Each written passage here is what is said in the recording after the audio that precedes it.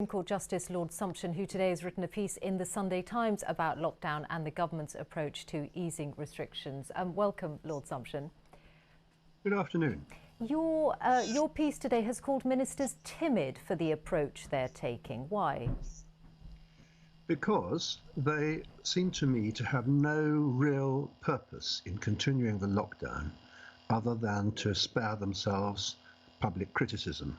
Now, one does understand why politicians don't want to be criticised, but it's the mark of a statesman that you're prepared to stand up for the national interest and not simply to run away before public opinion, especially when you have, in a sense, created that public opinion yourself by frightening the daylights out of people over the last 8 weeks and trying to persuade them that this is a much more virulent epidemic than it actually is. The current rationale for the lockdown is incoherent.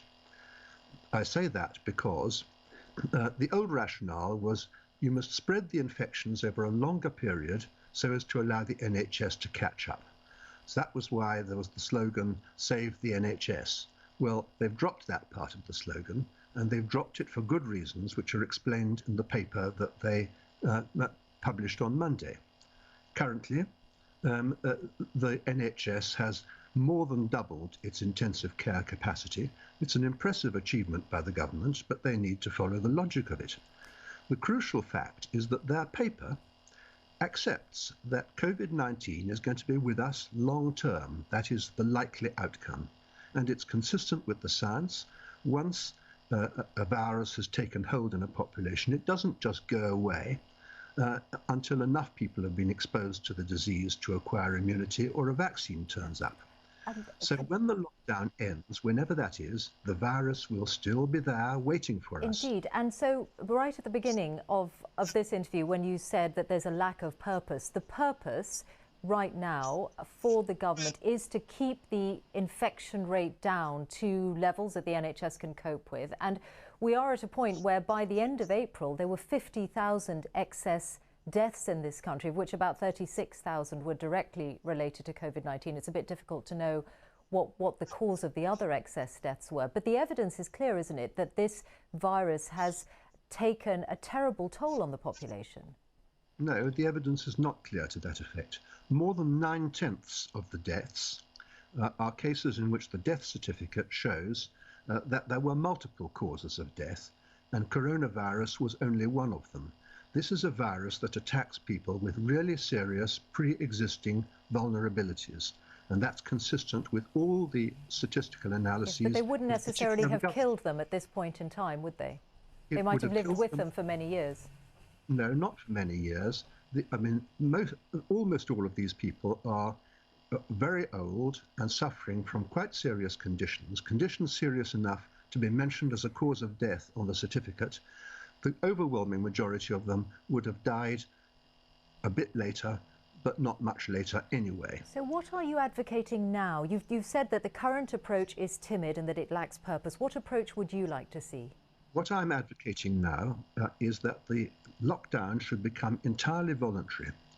It is up to us, not the state, to decide what risks we are going to take with our own bodies.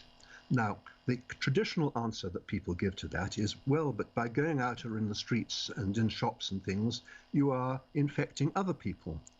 But you don't have to take that risk. You can voluntarily self-isolate. You don't have to go into the streets. You don't have to go to the shops. People who feel vulnerable can self-isolate, and the rest of us can then get on with our lives. We have never lived in a risk-free world, and we're never going to live in a risk-free world. We are going to have to live with COVID-19 because it's going to be around for a long time unless somebody successfully invents and trials a vaccine. So may I ask you then, what choice would you make in that entirely voluntary system that you're putting forward? What choice would you make for yourself and members of your household? Well, I make my choices and other members of my household will make theirs. But my choice would be that I would live a perfectly normal life. If the pubs were open now, I would go to a crowded pub with no hesitation. If the theatres were open now, I would go to the theatre with no hesitation. Because this is for the overwhelming majority of people with no serious underlying conditions, this is a very mild epidemic. In the Cabinet Office papers published with the National Risk Assessment, they have listed all the pandemics since 1918. The mortality of this one is right down the bottom, lower than any of the others. And I would happily take that risk. Okay. And if you were an asymptomatic, let's imagine you were carrying the virus and you were asymptomatic and you carried on your daily life and you went to the theatre and you sat next to someone who then did catch the virus from you and die from it. Would you think that that's part of an everyday risk that it was fine for them to have taken? Well, it's up to them whether they want to take it. I would be running the risk of catching the virus from them if they're asymptomatic, and I'm prepared to take that risk. They don't have to go to the theatre. If they're not prepared to take it, presumably they won't go to the theatre. We are entitled to take risks with our own lives, especially when basically life is only worth living if you are prepared to engage in social activities which inevitably involve risk. That is part of life. Have you observed the rules of the lockdown to date? Yes. Completely? Yes. Grudgingly, it sounds like. Well, I disapprove of the lockdown. You can call that grudging if you like, but I comply with the law because I don't wish to place a weapon in the hands of people like you. I mean, I'm merely interested in whether what you're putting forward is and how that compares with the way that you have lived your life in these last few weeks. But I wonder if you do think that everyone would make... I have been a very public spokesman for a particular point of view, and I'm not going to undermine my own position by disregarding the law. Yes, I just wonder whether you think that in an entirely voluntary system, whether people would make sensible decisions. The Prime Minister has placed an emphasis on the good sense of the British people, but yes. Do you think we are a society that can make sensible decisions as individuals while protecting public health as a whole as well? Yes, of course we are. We're grown-ups, we're a sophisticated society, and undoubtedly there will be a few people who do not make sensible decisions. But you cannot imprison the entire population simply because a small minority is not being very sensible with their own safety.